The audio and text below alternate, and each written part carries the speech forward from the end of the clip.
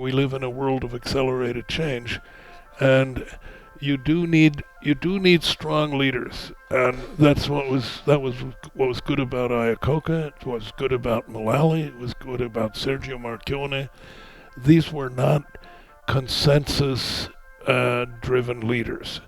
These were leaders who had a very clear vision of what they wanted to do and where they wanted to go, and the rest of the outfit had to pretty much fall in line. And that's the only kind of guy that gets the job done anymore. This kinder, gentler, let's all sit around. What do all you people think? I haven't made up my mind yet, so I'm very interested in what you folks are. And that may be nice and it makes everybody feel good, but it's not what gets the job done. From Inside the MotoMan Studio, these are extraordinary stories of ordinary folks and how they became the people shaping the car world, the tech world, and our future. Now, over 2 seasons of Inside the MotoMan Studio, you've come to expect the life stories of the key people shaping the car, classic car, and tech worlds. Well, today, you and I are going to do something different. We're going to welcome back an old friend and the most frequent guest on Inside the MotoMan Studio, Bob Lutz. Being we know his life story, I've asked him to do a SWOT analysis, a report card of sorts, for all of the car manufacturers he's worked with over his storied career. So think of this as a warning to belt in for one hell of a conversation. Why not start with the one that I've been kind of away from longest and that I know least, which would be BMW right now. I think BMW's problem is that they are becoming a prestige manufacturer who also wants to be a mass marketer at the same time. And they're all coming out with, cheaper and cheaper vehicles. And the other thing, if I were CEO of BMW, I would call everybody into a room and say, can anybody off the top of their head list our product portfolio now? And I'll bet you there's not a senior executive in BMW who can list all of them. It is product proliferation gone completely out of control. And anybody who thinks that an X1, an X2, and an X3 are all incremental business as opposed to the customer walking in and saying, I want a compact crossover. Well, we have an X3, we have an X2, and we have an X1. Mm-hmm. Oh, what's the difference? Well, this one, as I always say, the substitution of one product for another in the same company, it never takes place at the product planning level, where you always say, well, the X2 customers are going to come from the Chevy Equinox and so forth. That's the way it works at the product planning level. At the dealership level, and I think you should pause for a minute and explain to the folks what product planning is. Most people think that involves you're designing cars. It's not a car engineering. This is a bunch of usually financially trained people who analyze the history of the market, what the competitors are selling, how our stuff is selling versus the competitors, which segments of the market appear to be growing, where do we have an opportunity to place a new product that we don't have yet, so that we have an optimal allocation of the limited capital that we have for future products. If you have good product planners, they will be very successful at identifying new major opportunities or major new niches that competitors aren't in yet, like Chrysler did with the first minivan, or American Motors did with the first Cherokee. Those are home runs when you get one like that. Of course, that now everything's so filled up, it gets harder and harder to do, and everybody is kind of trying weird stuff. You did with the Explorer. Well, yeah, but that was Jeep was already there with the Cherokee, and we knew that they had tapped into the mother lode and that there was easily room for a second one. So we wanted to be the second one and did it very successfully. That's what product planners do, and they are by nature analytical people and not right-brained creative, because they just deal in a world of an esoteric world of numbers all the time. And the big danger that product planners fall into is they look at narrower segments and think, well, we don't have one there yet. Let's put one in there too. And they don't realize what these products do to each other, because this first became apparent to me at a motorcycle dealership in Great Britain, which was near where Ford was, and I said, do you have you've got Honda as one of your brands? Do you have the twin cylinder with the turbo? He said, no, I didn't order any of those. I said, why not? He says, well, and I figured I might sell 2 a year, not worth it. And he told me, this was in the 70s. He told me Honda offers 275 different motorcycles. He says, I order and stock and sell 35 out of the 275, and the rest I don't care about. And that's 275 worldwide, no matter what. No, market. It was available in the Just UK. Available in the UK. Yeah, that's right. crazy. Yeah, and it's that way in the car business now, and it's that way with BMW. And I'm sure that dealers only order the fast-moving models, and then occasionally the factory twists their arm and says, I could give you some more X3s, but you're going to have to help me with these X6s that nobody wants. What's their strength? Their strength is obviously brand, and they've worked at creating a very powerful brand. They're German. They're known for excellent engineering. Mm-hmm. The vehicles are pleasant to drive. Do you think their design is still suffering? Yes. Yeah, I do not think that their crossovers are anything to look at. No. But what about the cars? They're somewhat bland. This new 8 is the only one that's now, you look at it like, oh, that's a good-looking car, but nothing. Yeah. Like an M5 is wonderful to drive, but it's not a good-looking car. Yeah. It's handsome, that's it.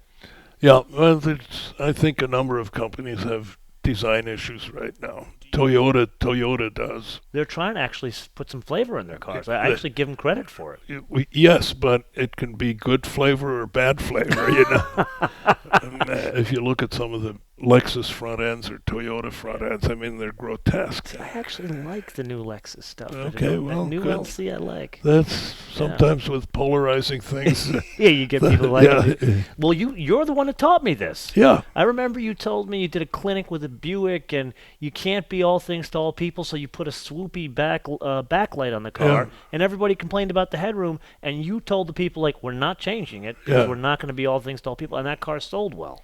That was a Cadillac CTS coupe where everybody complained about the outward visibility and rear visibility. And we looked at the research, and Rick Wagner, bless his soul, said, well, we can't go into production when everybody complains about the rear visibility. We've got to change that. And I said, Rick, it won the product clinic hands down. It was everybody's first choice. But you ask them, is there anything about it that you don't like? They said, well, now that you mention it, the rearward visibility isn't very good. But knowing that the rearward visibility wasn't any good, it was still their first choice. Yeah. So you fix it with a different backlight to where now they can see about the.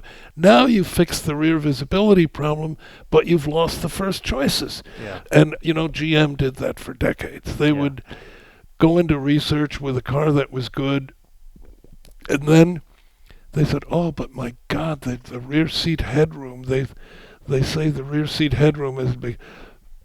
We've got to make it higher, and we've got to make the windshield stiffer, and we've got to do this, and we've got to do that." And at the end of the day, all the complaints were eliminated, but they had an ugly car, which people didn't buy. Yeah. And they could not figure that out. The product planners cannot figure that one out. They think that if you have a car where everything works and you've got plenty of headroom and stiff sides so that you have plenty of shoulder room and a big trunk and great outward visibility, et cetera, it's going to sell like crazy. But the problem is people won't even go to the showroom. And then once that happens, the famous phrase at General Motors was, if only we could get them to go to the dealership and sit in the car, then they'd know how good it is. Yeah. And I said, guess what? That's like saying, my sister is really fat and ugly. But she's got a great personality. If only some guy would date her, then he would find out what a wonderful girl she is. Well, I gotta tell you, fat and ugly doesn't make it. It doesn't matter how good the personality is. It's true. I mean, I hate to laugh at it, but it is the truth. You didn't ask me to be politically correct. When I was a heavier man, women wouldn't talk to me. Yeah. That's why we get along, is you and I have not been politically correct.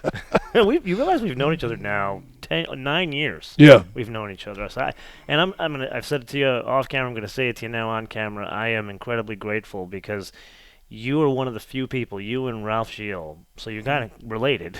You and Ralph Gilles helped put my show on the map because you took an interest in me when no one knew who I was. So I can't thank you enough for that. It's a huge thing. It's a pleasure talking to you because it's nice to talk to an informed media person. Why, thank you, sir. So let's roll back to BMW for a minute. In this, let's not call it the apocalypse, but as the evolution of the world economy changes to 30 years from now, like you painted that picture, how do you see BMW faring? Current course, probably not well.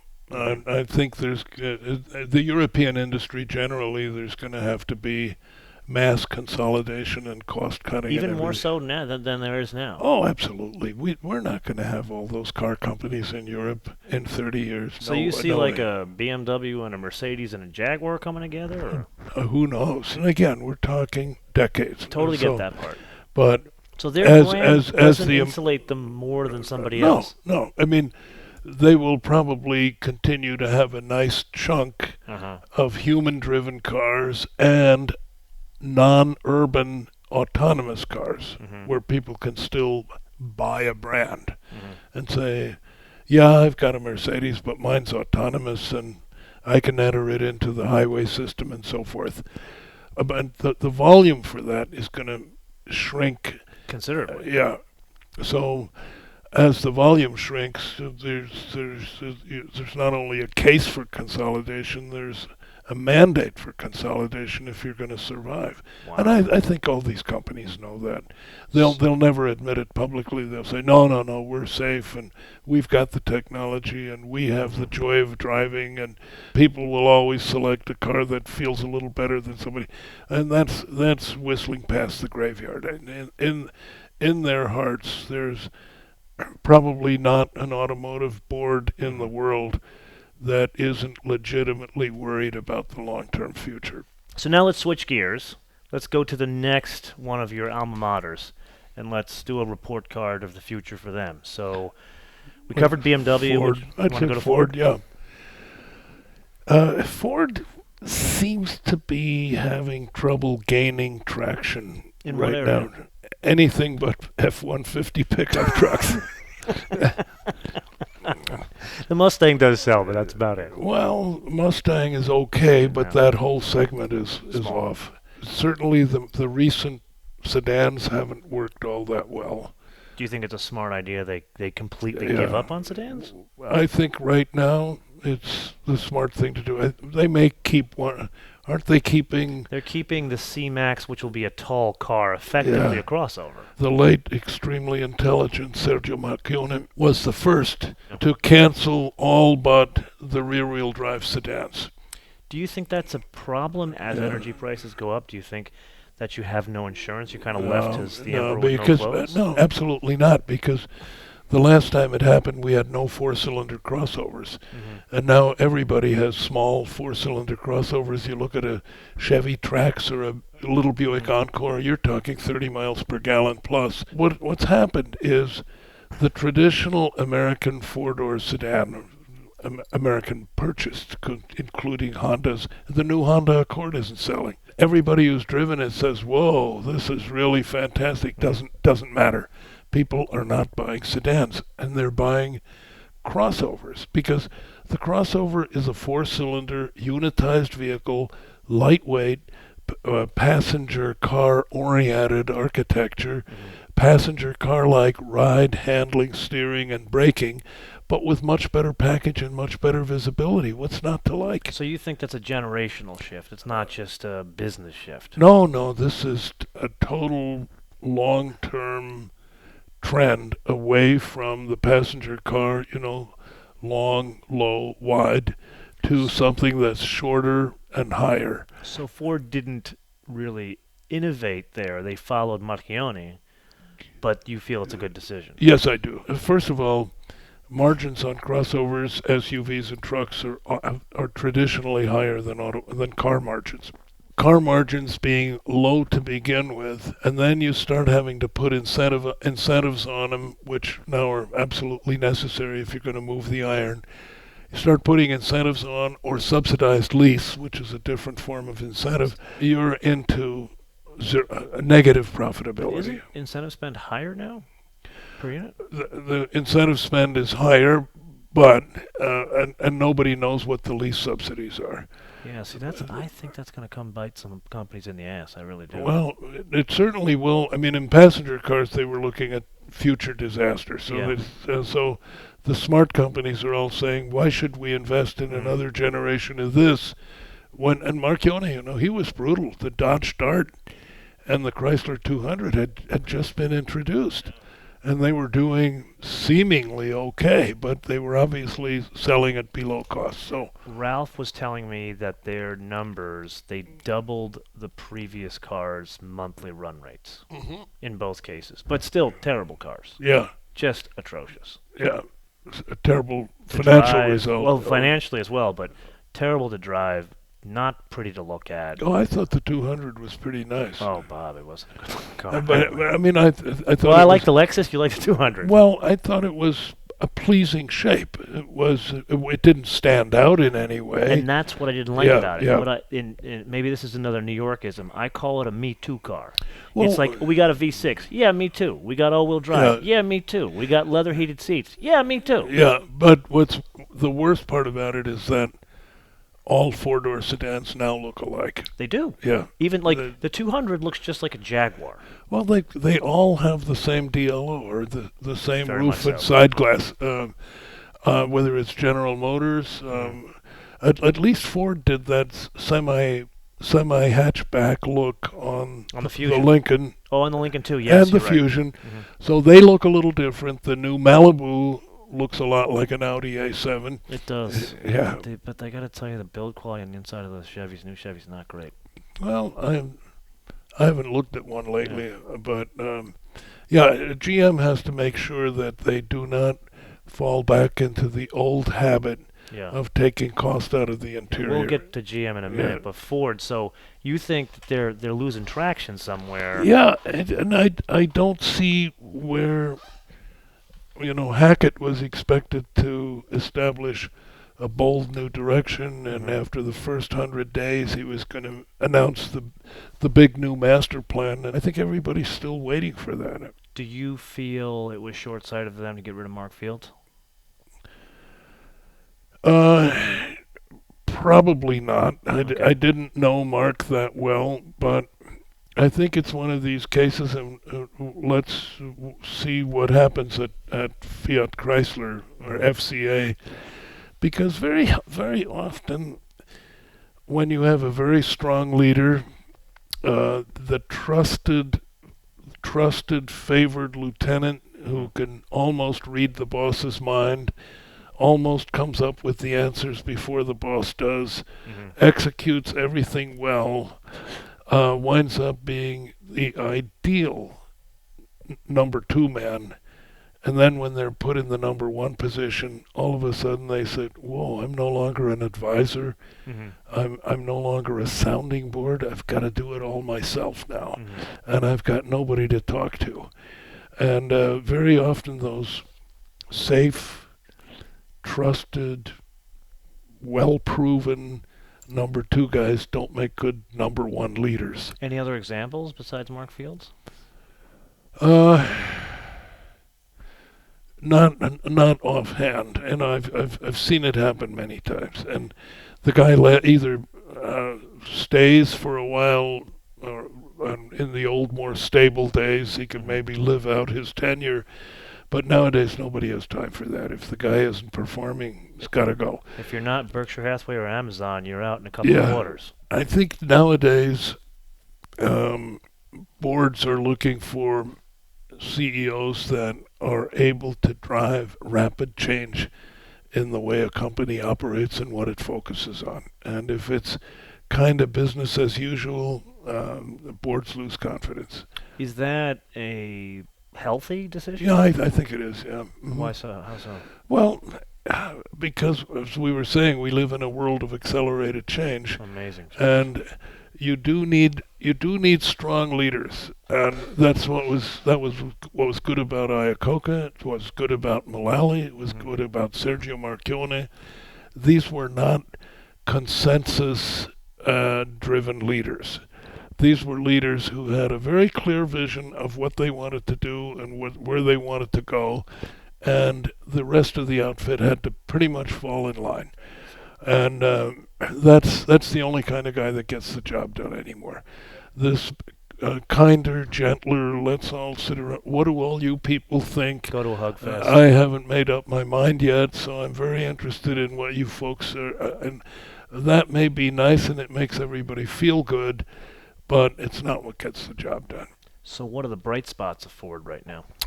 Without question, the new sport utilities. The new Ford Expedition and the new Navigator. Expedition's wonderful. Well, and the Navigator's even better. I think the design on both are good. Yeah. My personal opinion is I saw several Expeditions yesterday from behind on the road. A little bit heavy on the bright work. There's 3 horizontal chrome bands across the vehicle. They should lose one of the 3. But there's no question that the Navigator with that Bentley front end, so I'm especially fond of the front end. I think it's beautifully executed, and the interiors are world class. I mean, like you said, there's too much bright work on the Expedition. I feel like there's too much bright work on the inside of the Lincoln. Well, in that market, there's no such thing as too much bling. But as long as it's well executed and the parts all fit, and the chrome or brushed aluminum parts are the real thing as opposed to just painted, it can look good. I think the Navigator is a brilliant execution, and it's going to eat into Escalades. Well, it kind of already is. They're building as many as they can sell. Exactly. Yeah. Or selling as many as they can build, I should say. I'm going to turn around. Exactly. And the word from General Motors is, yeah, but it's not at the expense of Escalade. It's at the expense of large import SUVs. Well, I consider that a bad sign too, because it means that for the first time, an American producer is genuinely taking business away from the import brands. And then the F-150, is there anything volume-wise that they're doing well besides? Because if you think about how many do they sell? What do they sell? 40,000 of these things all put together. The big trucks, the Expedition and the Lincoln. They'll do more than that. You think so? Oh, I mean, they're capacity limited right now, but there's no reason why Ford gradually shouldn't move up to the rightful Ford market share in that segment. Full-size SUVs, where General Motors is totally owning 80% of that segment. So do you think there's anything they're doing well in the mass market segment? And it doesn't have to be the US. Crossovers, no question. I mean, both the Explorer and the Escape. So their threat is they kind of seem to have lost their way. They don't know where to want to be in the future. I mean, you asked me, what does Ford stand for? They're behind on autonomous vehicles. They're behind on electric vehicles. They're trying to catch up in all those areas. And then they, unlike GM, they did not unload operations in Russia and in Europe and so forth. Should they? I don't know what the profitability is, but I will guarantee you that it's below average, even if they're profitable. Is that just inherent in doing business in Europe because of the taxation? So. Yeah, no, it's everything. It's too many manufacturers fighting for too little market. And cost to manufacture. Yeah, as well. And there's no dominant producer except Volkswagen. And even the Volkswagen brand does not make money globally. That was one of PX's perennial beefs. How do you see Ford faring in that future? That's hard to say. Better than BMW? Worse than BMW? Probably better because of the larger footprint, overall greater power. Instead of a word from our sponsors, a brief interruption. As you can imagine, all of us here are incredibly excited about the return of Inside the MotoMan Studio, so much so we'd like to bring you more guests more frequently, and in the future make some of these live town hall events. So to that end, we'd like to ask you a favor. Can you help us get the word out? There are two really easy ways to do this. First and foremost, can you share the show, Inside the MotoMan Studio, on your favorite social platforms? That includes Reddit. I would argue Reddit is even more important than the usual suspects. And then second, this is now a podcast. So go to your favorite podcast directory and subscribe, rate, and review Inside the MotoMan Studio. However you choose to help us, we'd be greatly appreciative. And now, back to this incredible story. Which alma mater do you want to move on to next? You got two more remaining. Yeah, well, Chrysler, initially, Marchione was behind on the autonomous car movement. He didn't believe in it. Don't talk to me about all that stuff, and et cetera. He said, electric cars, please don't buy mine. I lose 13,000 every time you buy one, and et cetera. So some of those pithy comments, but I think he then later changed his mind, and they pulled off a brilliant stroke in partnering with Waymo, because the two leaders, undisputed leaders in the field of vehicle economy, are Google, Waymo, and General Motors. GM is co-equal in technology and applicability.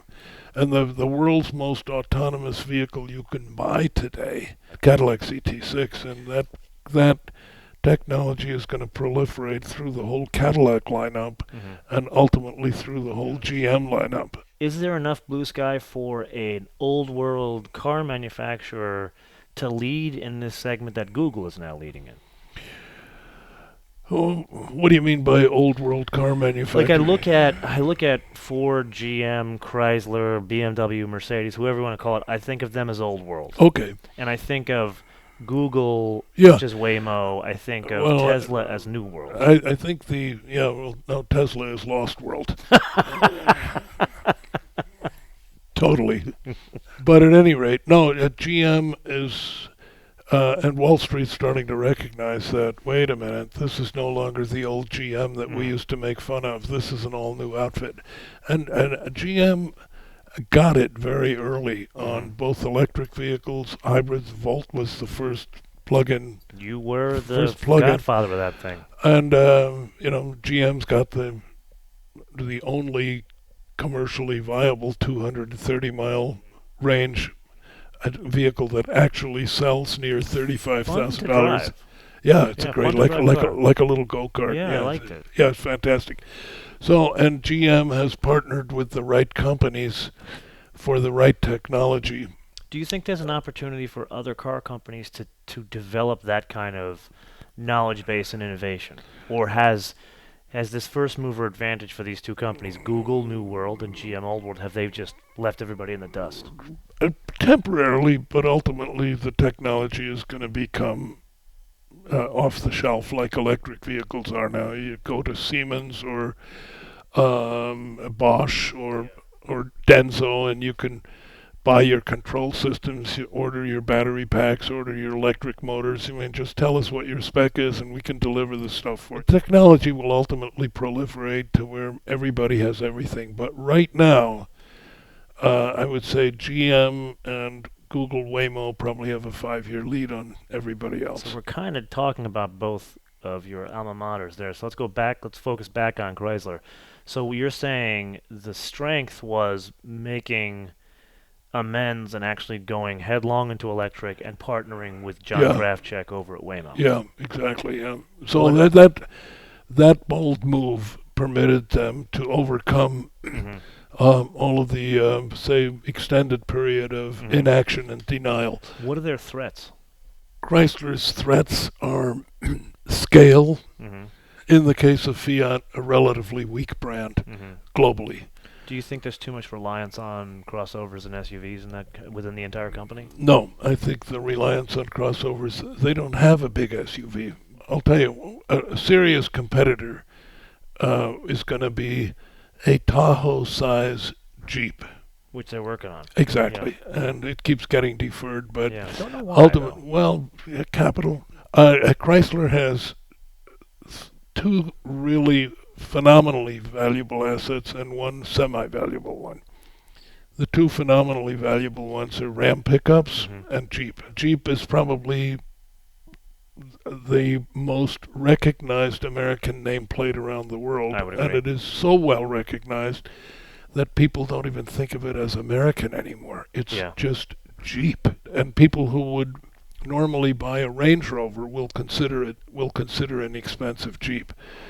So that is, and Jeep will hit 2 million units this year. Then the third semi-valuable money spinner is the minivan. And well, even in today's day and age with the lower volumes. Yeah, but they still pretty much dominate them. Do you feel that they are still weak financially? No, they're doing okay. They're debt free and making money. Think so? Yeah, no, I know they're debt free. I mean, Marchione has done a brilliant job. Okay, so now let's go into your IBM Los Gatos future. Does Chrysler have a seat there? How do they fare? It's hard to say. I think ultimately, looking at the current financial strength and the still relative global weakness of Fiat, I would say Chrysler will be a partner in future consolidation. But we're talking 25 or 30 years. We shouldn't confuse near-term future with long-term future. I think for many more years they can do just incredibly well. And what I would do, and I'm sure what Manley will be doing, is concentrate resources on the Jeep brand and on Ram pickups, because those are the two huge strengths. Is there room for Dodge? Is there room for Fiat brand? Well, not in the States. I mean, in the States, I think Fiat has all but died. Yeah. Another brand that's having trouble is Mini. Doing a nostalgic makeover of something that was famous 30 years ago only works for so long. As a CEO of Harley once told me about 30 years ago, he says, if nostalgia ever goes out of style, we're in real trouble. So anyway, Chrysler may well be part of a major consolidation, and in the era of autonomous cars, it's very likely that the consolidation will take place not one car OEM to another car OEM. The consolidation could take place between the OEM and the major suppliers that make all the parts, because they're brand neutral. They've lived in an environment with no brand. What about Google and an FCA? Possible, yeah. Although Google can provide intellectual property and software and everything, but they're not a hardware producer. And cars are still, whatever you say, cars are still going to be 3,500 pounds of metal and plastic and rubber. Somebody's got to do axles, somebody's got to do wheels, somebody's got to do motors. So it's quite possible that you would have a roll-up of various suppliers plus an OEM in a new company called Amalgamated International Module Corporation. Find a good acronym for that, which contains a former OEM and a group of major component suppliers.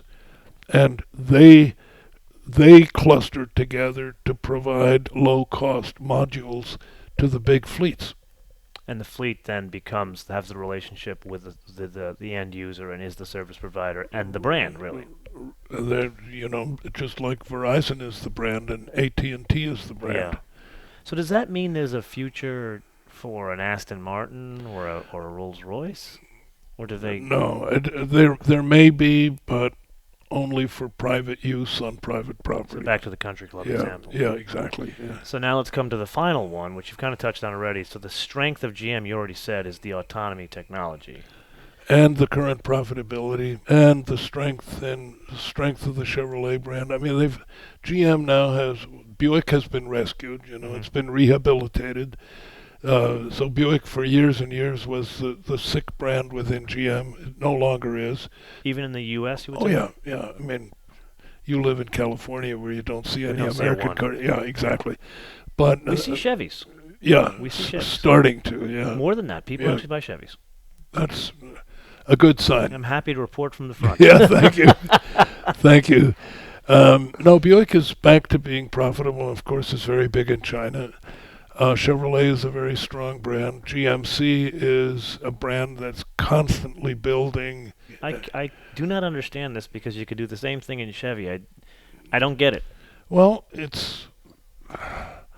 you've got an Audi which architecture-wise could be the same as a Volkswagen, I agree. and a Porsche Cayenne and a Volkswagen Touareg were the same, and et cetera, et cetera. So brand value and people's belief about the brand can add to perceived argue it's customer more value. People's belief in this case. Oh, absolutely. Yeah. I mean, and I personally like GMC styling. Apparently you do. Yeah, you have two of them. Yeah, three.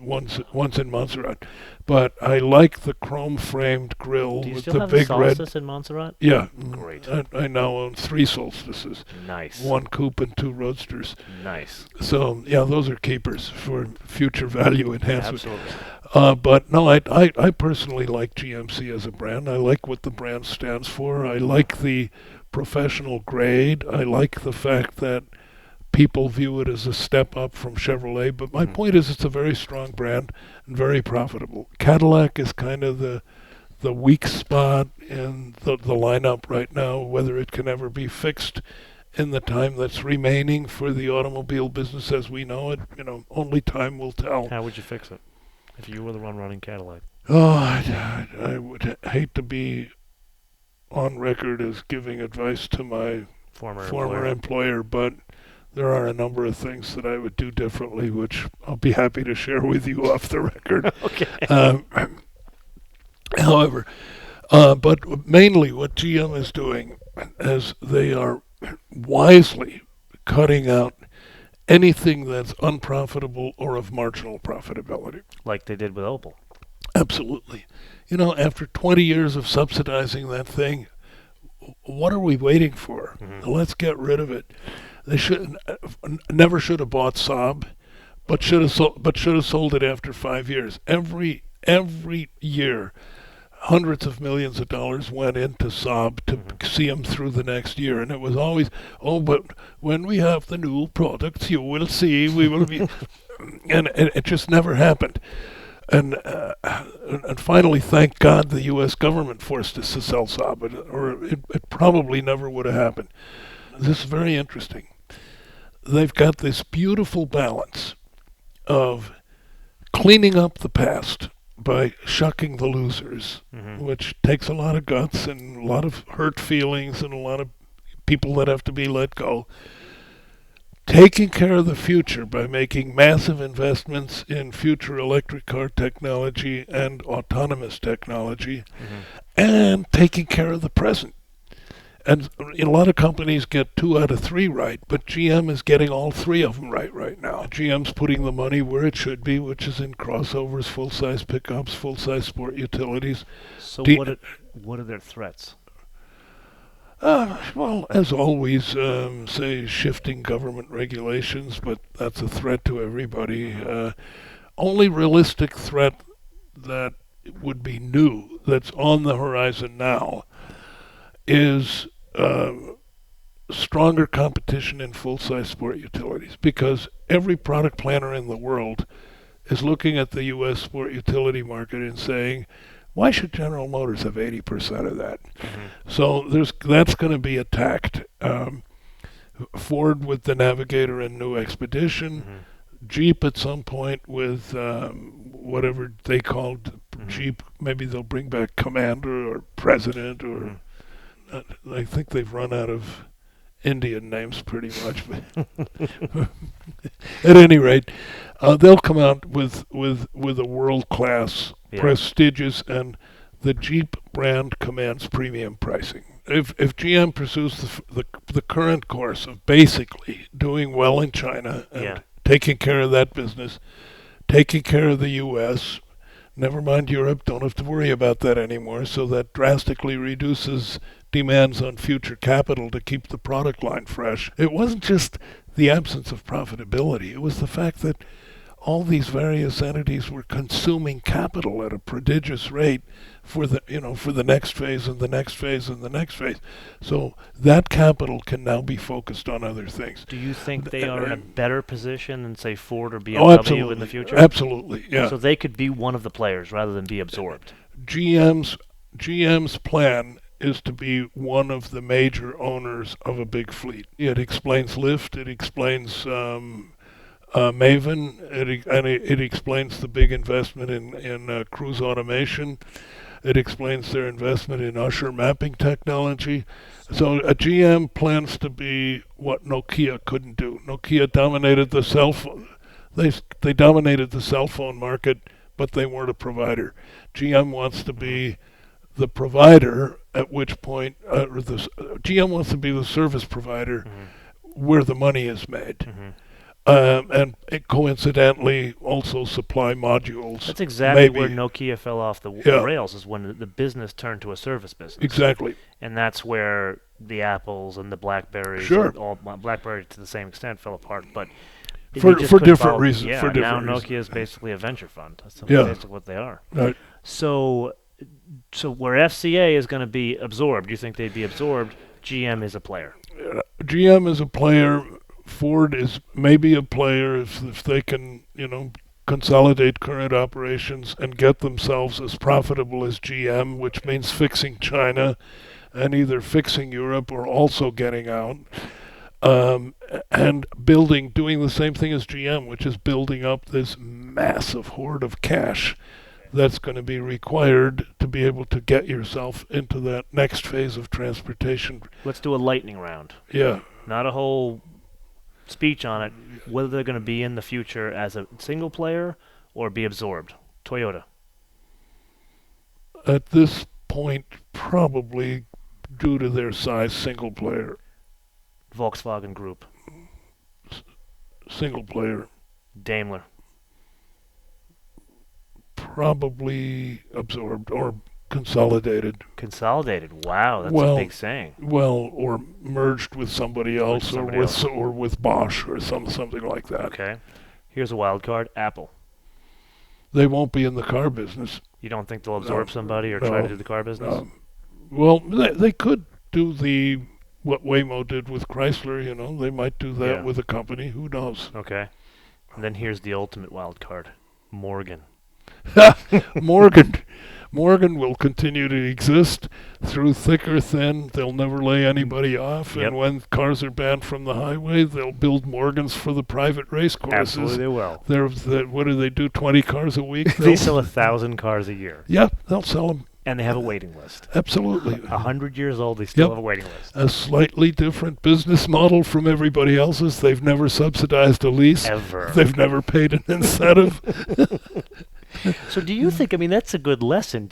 Are there any car companies that could... But wait a minute, what Morgan is doing, to the extent that companies like Ferrari, Lamborghini, Aston Martin, to the extent that they survive, that's how they're going to survive. They're going to build... By right-sizing their business. Yeah, but a limited number of bespoke, very expensive vehicles for the wealthy people in the world to use on weekends at the country clubs. Do you think there's a mass marketer that could right-size their business? Meaning, we're trying to sell 1 million cars a year, let's bring it down to 400,000, but nothing subsidized. Is there anyone that would do that? No, I think it's just you can't go from the giant scale to the modest scale. It's too big an upheaval. See, that amazes me. There's no modesty in the business. No, it's not the lack of modesty, but it's all of your systems, all your whole operation, all of your supplier relationships, all of your plants. Everything is geared to that multi-million-dollar volume, and frankly, I don't think anybody would know how to get from there down to the smaller without going through Chapter 11. So it's not so much that they wouldn't want to, it's just the pain of getting there would be too much Yeah, and unless you're forced to do it, why would you reduce scale that much? for the health of the Yeah, business. I would say that is a very, very tough, would be a very, very tough thing for any large corporation to do. Chapter 11 would make it possible. The first thing that would happen with that reduction is the dealers would say, hey, I have an agreement with me that you're going to supply with so and so many cars a year. They may be unprofitable for you, but I live off of those things. You take 60% of that away from me, I'm bankrupt and I'm suing. So back to the lightning round, Tesla. At Tesla, you don't even have to look out for many more years. You think so? Oh, Tesla's doomed. Does it go away or does it get absorbed? Who wants it? I Who don't know. wants it? They have no unique technology. Yeah. All they have is some good-looking electric cars that sell below cost. So they don't exist in even No. forget about the near future. They're definitely not in this No. dystopian No, future. and with continued lack of profitability, stock's going to tank. The next capital raise is going to be difficult, and Elon Musk, for all his brilliance, is going to have to stop behaving erratically if he's going to keep investor confidence. Do you see it? It's in their inside problems, but also do you see things like a fully electric Porsche Everybody's taking them out of business? Well, everybody's going to have that. Yeah, the 300 Porsche, mile. yeah. Everybody's going to have 300-mile electric cars. So you Everybody. feel that it's more the external forces. Yeah, and here's the thing. See, everybody else has to sell a certain number of electrics, not because there's huge customer demand for them out there, but they have to do it to satisfy government regulations. Yeah. So they will sell their electric vehicles at a loss, but they'll recoup it on the conventional vehicles, whose sale is now assured because they did what they had to do on electric vehicles. So the current economic model of all electric vehicles for all manufacturers is sacrificial pricing to get the needed volume, recoup the losses on your conventional vehicles. It's one of the things that explains the rapidly rising prices on crossovers and full-size utilities and pickup trucks. To pay for electric cars. To pay for electric cars. But here's the problem with Tesla. They have no conventional cars They that sell they can. credits. They make money off of credits. That's their only source of revenue. But when everybody has an electric vehicle, they won't have that anymore either. They can't make money. Because every single vehicle they sell, they're selling at a massive loss. Even a $90,000 S. Last time somebody did the numbers on it was a $16,000 loss. Wow. They burn through over $500 million cash drain per quarter. That annualized to $2 billion. The Model 3 isn't going to save them, even if they finally get the production organized. Just as an example, some of the analysts wrote, it's not the electric vehicle technology and it's not the battery technology. What battery technology? They're using the same lithium-ion stuff as everybody else. No secrets whatsoever in the battery technology. Oh, but it's not the vehicles or the batteries. It's their manufacturing system. This was Elon Musk's alien dreadnought. Nobody has ever seen a production system like what we're putting in for the Model 3 and so forth. And it fell completely on its face. And now they're assembling vehicles in a tent. The Fremont plant has 9,000 people working in it for what has up to now been a little over 100,000 cars a year. Every other manufacturer in the world runs 230,000 unit a year assembly plants with 2,500 workers, 1,250 per shift. So they are so far off of that standard, their labor cost per car must be astronomical. So it's not the raw materials; it's the people. Well, partly it's raw material because batteries still cost a lot of money, even if you've got the Gigafactory, which is, I think, promising to be another white elephant. Why would you sink capital into that when you can buy all the lithium-ion stuff you need from the Koreans or the Chinese? BMW, they manufacture their own. They did manufacture their own carbon fiber, and in cooperation with somebody else, they sold their part of it To the supplier. They don't own the carbon fiber factory anymore. You shouldn't own stuff like that. Automobile companies should not own material sources. No, and why? What would be the reason you don't Well, do because it's okay to buy them, but to keep them at the forefront of technology means that you have to have a big engineering and research apparatus devoted to that. You have to make constant investments in new technology, new machinery, but very often the car companies made the mistake of thinking, well, we'll own that, and then we'll have our own supply. And then the guys come and say, competitors just installed a new fully automatic line for, doing carbon fiber sheets at 50% less than ours, so we need $50 million. And the car company says, whoa, well, we didn't know that was going to happen. Well, you're in the game now. And they say, well, screw that, we're selling.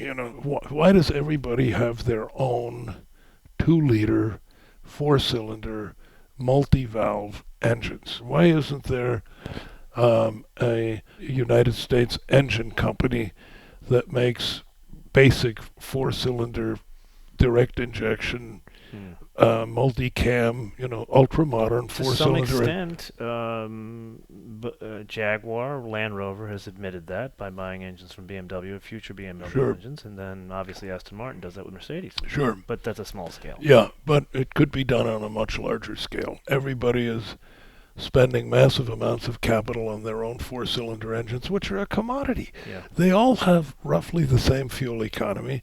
They all have roughly the same horsepower. They all have, very much the same characteristics. So there's room for further efficiencies and consolidation. Now, you may want to keep one prestige engine for yourself, like Mercedes might always want to keep a V12, and Volkswagen might want to keep a W12 and so forth, just to show that you can do it. Now, you had a hand in the development of the C7. You were there when you told Taj that you don't have the budget for the mid-engine car at that point. Yeah. But then you had to talk him we through it. had $250 million to work with. What did you originally tell him he had before the bankruptcy?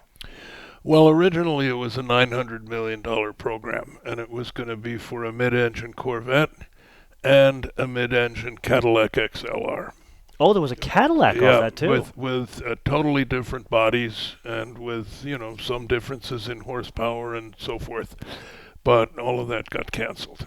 And then you came back to him and you gave him $250 and said, "Go make a new car." I didn't give him $250. $250 was the minimum, was what we could afford with the much reduced capital budget that we had before and after Chapter 11. Now, is that an unusual amount of money, $900 million, for effectively a low production car? That is a large amount of money for a low production car, yeah. And that's why the Cadillac portion was an important ingredient, because that would sell at much higher prices. So you wouldn't do $900 million for just a Corvette? I don't think so. Of course, we have to consider inflation. So perhaps the new Corvette program is a $900 million program, but I doubt it very much. Do you think Porsche spends that much money on a new 911? You look at it, everybody winds up spending about the same. Everybody claims they're very capital efficient, but at the end of the day, you've got to get a bunch of parts tooled by suppliers, stuff that isn't under your control. And having worked for numerous automobile companies, some of them count it a little differently. For instance, in a new car development budget, some count the engineering as part of the capital outlay and as separate from tools and facilities. Others just count tools, facilities, and supplier tooling. So you have to be careful with comparisons. But at equal volumes, I would say everybody spends about the same for car programs. And is it the same whether it's a high profit, low production car, or whether it's a obviously, high production, serial production car? High content cars with, say, on-demand all-wheel drive and a active differential and all the trick stuff that you put in is obviously going to cost more. But if you look at let's take a new BMW 3 Series versus an Impala or a Ford Fusion. Just the basic car, no all-wheel drive, etc., etc. They're going to cost very much the same. It's design, badge, and reputation. Many thanks for joining us throughout the entirety of this episode. And don't forget, subscribe, rate, and review Inside the MotoMan Studio on your favorite podcast directory. And while you're sharing, how about on your socials as well as on Reddit? Until our next incredible guest, bis später.